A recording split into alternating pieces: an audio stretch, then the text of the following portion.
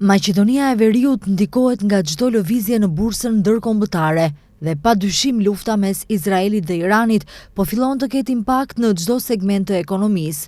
Kështu deklaron për televizionin Koha eksperti i çështjeve ekonomike Arben Halili.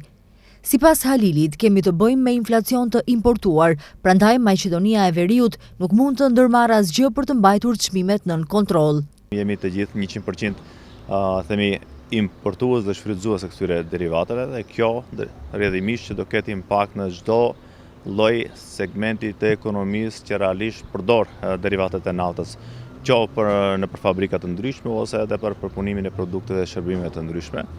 Kjo më pas sigurisht që do ketë një zinxhir në rritje të gjithë, themi që nga lënda e parë, që nga furnizimi i lëndës së parë deri tek produkti final. Ne nuk mund të themi që Maqedonia e Veriut mund të ndërmarrë ndonjë hap të rëndësishëm që të ketë impakt drejt për drejt në mbajtje nën kontroll të nivelizimit të çmimeve, për vetë faktin që siç edhe e pam gjatë kohës së pandemisë kur kishim të bënim me një inflacion të importuar, e njëjta situatë është edhe tani kur kemi të bëjmë me një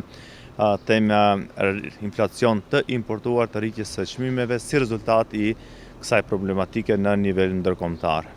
Rritja e çmimit të naftës do të ndikojë padyshim edhe në rritjen e çmimit të produkteve të konsumit të gjerë, sepse Maqedonia e Veriut është një vend importues dhe pothuajse gjithçka vjen nga jashtë, thekson Halili. Dal ngadalë po sigurt po shndrohemi në një vend importues. Kjo do të thotë që çdo gjë që vjen nga jashtë vjen përmes rrugëve të ndryshme, qofshin detare ose hekurudore ose autostradave, kjo nuk kupton që harxhohet naftë.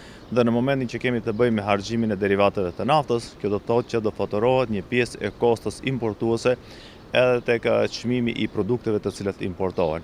Po padyshim që vetë rritja e çmimit të naftës do ketë impakt edhe në rritjen e produktit i cili prodhohet në Maqedoninë e Veriut. Kjo do të thotë produkte të konsumit të gjerë, dhe pse jo edhe produktet e tekstilit, sepse realisht nuk ose prodhojmë diçka tjetër më tepër.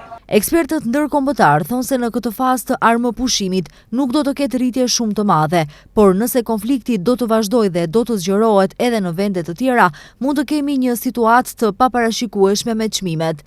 Ndryshe, lindja e mesme është një nga rajonet më të rëndësishme për prodhimin dhe eksportin e naftës, veçanërisht Irani, Arabia Saudite, Iraku dhe Emiratet.